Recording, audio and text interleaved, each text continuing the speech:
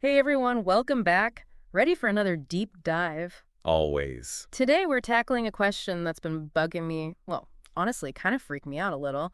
Like, what happens when, people's beliefs, those really deep-seated ones, Yeah. clash, like really clash with scientific Oh, evidence? yeah. That's a big one. Yeah, it's huge. And we're going to explore this whole thing, especially as it relates to the next administration Right. and how this potential rise in science denial, I mean, that's what we're really talking about here, Mm, right?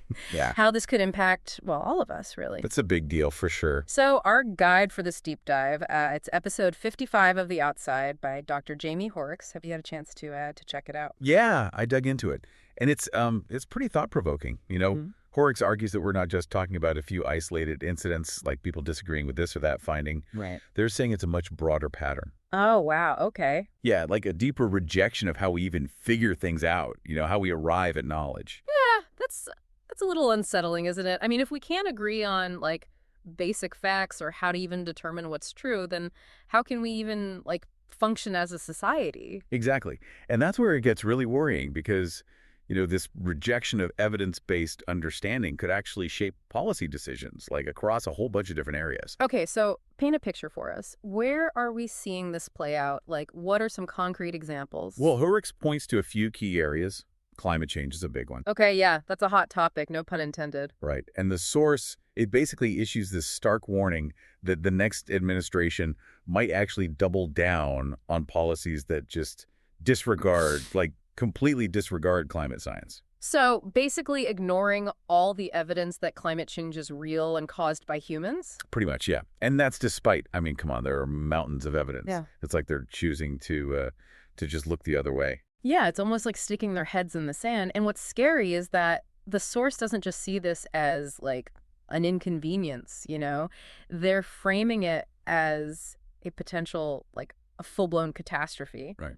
The stakes are high. They are. And what I thought was really interesting is how they connect this back to that whole belief in a 6,000-year-old Earth. Oh, Yeah, it's like, how does that even factor in? Well, it's kind of like they're saying, look, if you can shrink the entire history of the Earth, like squeeze it down into just a few thousand years, Right. then how can humans possibly be responsible for something as massive and long-term as climate change? Okay, I see. So it's like they're manipulating the timeline to fit their narrative. Like, oh, the Earth's too young for us to have messed it up this badly. Exactly. They're basically rejecting these, established timelines that scientists have, like painstakingly pieced together, Hmm. using things like radiometric dating and all sorts of complex methods. Right. And they're doing it to fit a specific narrative. Hmm. It's like saying, oh, well, the Earth is just a teenager. It's going through some phases. Don't worry about it. Right, but it's not just a phase. We're talking about, irreversible damage. Exactly. It's a dangerous oversimplification.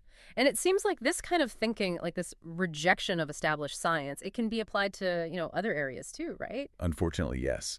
Gender diversity is another one that Hoerricks brings up, and they use the example of intersex individuals, to show how gender expression naturally varies. So challenging that whole idea that there are only two, like, rigidly defined genders. Right. It's not always so black and white. Yeah. But there's this push to deny that complexity, to pretend it doesn't exist. And Horrocks is saying that this denial of diversity, it comes from this really rigid worldview. Exactly, like a worldview that just can't accept, the messiness, the beautiful messiness that we see in nature. Right. Nature doesn't really do boxes, does it? Nope. But this kind of black and white thinking, it can lead to policies that actually reinforce these binary gender norms. And those policies can have, well, I mean, some pretty harmful consequences, right? For sure. Especially for, transgender and intersex individuals. Yeah, the source specifically mentions that, like, they anticipate this push to force everyone into those predefined boxes, even if it means denying, people's lived experiences. It's a real concern. And this kind of leads us to another area Hoerricks talks about, neurodiversity. Okay, and I know the source mentions what they call the cures movement. Right. Can you explain that a bit? Yeah, it's this movement that basically views neurodivergence, like autism, for example, as something that needs to be, well, fixed. Okay, but Horrocks offers a totally different perspective, right? Like a much more, I don't know, accepting view. Totally. They actually argue that a lot of the traits that we associate with autism, things like heightened senses or unique ways of solving problems, Right? those might have been advantageous, like way back in the day, for human survival. Wow. So what we see as, a challenge or even a disability today could have been a superpower for our ancestors. Exactly. Imagine someone we might consider autistic today living in a hunter-gatherer society. Their heightened senses might have made them, like, the best tracker or the best at finding food. That's incredible. It completely flips the script, doesn't it? Yeah, it makes you rethink what we consider normal in the first place. It really does. And it makes you wonder if by trying to cure neurodiversity, we're actually, erasing these differences that make us like more resilient as a species. Right? Like we're trying to homogenize everyone, make everyone the same. Exactly. It's like, haven't we learned from, ecosystems and biodiversity that variety is what makes us stronger? Totally. And Hoerricks sees this homogenizing impulse in education too. They're concerned about voucher-funded schools, becoming these tools for teaching things that contradict, scientific consensus. Like what kinds of things? Can you give us an example? Well, like creationism, teaching that instead of evolution. Ah, okay. So not just teaching a specific theory, but undermining like the process of scientific thinking itself. Right. It's about prioritizing a set of beliefs over, critical thinking. And that has some, well, pretty scary implications, doesn't it? I mean, if we're not teaching kids how to think critically, how to, sort fact from fiction. It's dangerous. They'll be more susceptible to manipulation, misinformation, all of that. Okay, so we've talked about climate change, gender diversity, neurodiversity, and how science denial could impact education. But I know Hoerricks doesn't just leave us with like a sense of doom.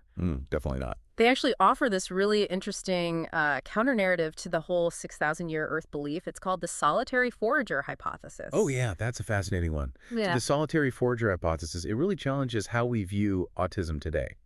Like, what if instead of trying to, fit everyone into this one standard mold, we embrace those differences, saw them as strengths even? Yeah, I mean, we act like our way of life, the way society is structured now, it's like the only way, the right way. But this hypothesis suggests that there were times when, those traits we now label as quote unquote autistic, they weren't just accepted, they were like essential for survival. Exactly. They were assets, not deficits. Right. Like essential skills. And it makes you question this whole, deficit model of autism. Yeah. Like, what if instead of seeing these individuals as somehow broken or lacking, we recognize their unique strengths, their potential? Yeah. And maybe some of the challenges they face today, it's not so much about, their inherent abilities, but about a society that hasn't caught up, that hasn't adapted to embrace those differences. Right. We've designed a world that values certain ways of thinking, certain ways of interacting, and if you don't fit neatly into that box, You're kind of left to figure it out on your own. Exactly. Yeah. And it's not just about neurodiversity either, right? Yeah. This attempt to enforce conformity, we see it in how science denial is used to, like, justify discrimination, especially when we talk about gender identity. Oh, for sure. I mean, we were just talking about that. It's all connected. It is. It's this rigid worldview, right? This denial of the complexity of nature, of human experience. Whether it's, denying climate change, enforcing these super strict gender norms, or seeing neurodiversity as something to be cured, it all comes back to that, like a resistance to accepting the diversity, the fluidity of the world. It's like this fear of anything that doesn't fit neatly into their predetermined categories. Yeah. And it's not just like an abstract philosophical debate. Oh, no. I mean, this denial, it has real world consequences for people. Real people, yeah. We were talking about transgender and intersex individuals. When their identities are denied, invalidated, I mean, the impact is huge. It can be devastating. It's funny because earlier we were talking about how science denial can like erode our understanding of history. Right. But it can also distort our understanding of the present, like who we are, where we fit in, all of that. It's like looking at the world through a funhouse mirror, Yeah. Everything's distorted out of proportion. And then those distortions are used to make policies, shape social norms. It's scary, honestly. It really is. And it makes you wonder, like, if we keep going down this path of science denial, what happens to our understanding of, human potential? What are we missing out on? That's such a good question. And this is where scientific literacy becomes, like, so crucial. Yeah, because it's more than just memorizing facts. It's a way of thinking, a framework for understanding the world.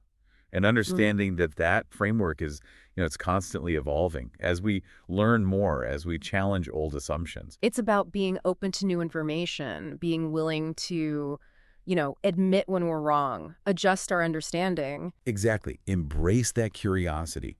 And when we stifle that curiosity, when we shut down critical thinking, well, we're closing ourselves off to all sorts of possibilities. It's like choosing to walk around with blinders on. And we end up missing so much. Our ability to innovate, to solve problems, to create a better future, it all suffers. So it's not just about like technological advancement either. It's about, our values, how we treat each other, how we care for the planet. All of that, yeah. It's all connected. So, okay, we can't just sit around and, hope things get better. Right. Hoerricks is calling us to action. We got to do something. But where do we even start? It feels so big. It is a big challenge, but not impossible. And it starts with recognizing that we all have a role to play. Okay, so finding our own way to contribute. Yes. Big or small, it all matters. But what does that look like in practice? I think a lot of people get stuck there. Like, okay, I want to help, but what can I actually do? Well, that's where things get exciting. And that's what we'll explore in the last part of our deep dive. Okay, let's do it. I'm ready to get practical. Okay, so we've talked about the problem, this whole science denial thing and how it's, impacting, well, everything really. But now let's get to the good stuff. Like, what can we actually do about it? Yeah, it's easy to feel like overwhelmed, like what can one person do? But I think even small actions, they can make a difference, like a ripple effect. Okay, so we don't have to like quit our jobs and become full-time activists to, fight the good fight. No, not at all. It's more about like finding what works for you, what are your strengths, your passions, and then using those to, make a difference. Okay, I like that. Find your superpower. Yeah. But can you give us some like concrete examples, actionable steps? For sure. One of those powerful things, it's actually pretty simple. Be a source of good information, like share articles, fact check things you see online, or even just talk to, friends and family. You keep mentioning those conversations with like family and friends, and honestly, that's what I think a lot of people struggle with. Any tips? Yeah, it's tough, but try to approach those conversations with curiosity. Yeah. Like really listen to where they're coming from. What are their fears? What makes them think the way they do? Yeah. Not about, winning an argument. More about understanding. Yeah, exactly. Sometimes, honestly, just planting a little seed of doubt, getting them to question things, that can be more effective than trying to, like, force them to change their whole worldview. Right, because no one likes to feel like they're being lectured. Exactly. Okay, that makes sense. But what about those of us who, like, aren't super comfortable with confrontation or, maybe we don't have a huge platform to like broadcast our message? What can we do? Oh, there are so many ways to contribute. It doesn't have to be, this big public thing. Think about supporting organizations doing good work, the ones fighting for science, advocating for evidence-based policies, promoting science education, donate, volunteer, share their stuff online, whatever you can do. So many options. And it doesn't have to be like a ton of time or money. Nope. And it's not just those big national organizations either. Look local. Science museums, libraries, community gardens. Oh, yeah. Get involved in your community. Even a group of parents, Yeah. Pushing for better science education at their kids' school. That can make a difference. Speaking of education, I know the source brought that up as a big area of concern, right? That whole thing about voucher-funded schools and, potentially becoming hubs for science denial. Yeah, we got to watch out for that. Stay informed about what's being taught. Go to school board meetings, talk to teachers, make sure science is being taught, like actual science. Be an active participant. Yes. And speak up, right, to your representatives. Advocate for policies that, support science education and using evidence to make decisions, all that good stuff. I was feeling kind of overwhelmed at the start of this whole conversation. I get it. But honestly, now I'm feeling, I don't know, kind of hopeful. Like, we're not powerless. We can do something. Exactly. It's a group effort. Yeah. And every little bit helps. It all adds up. So to all our listeners out there, thank you for, coming along on this deep dive with us. Yeah, thanks for listening. Keep those questions coming, keep exploring, and most importantly, keep believing in the power of, of knowledge, of facts to, make the world a better place. Until next time.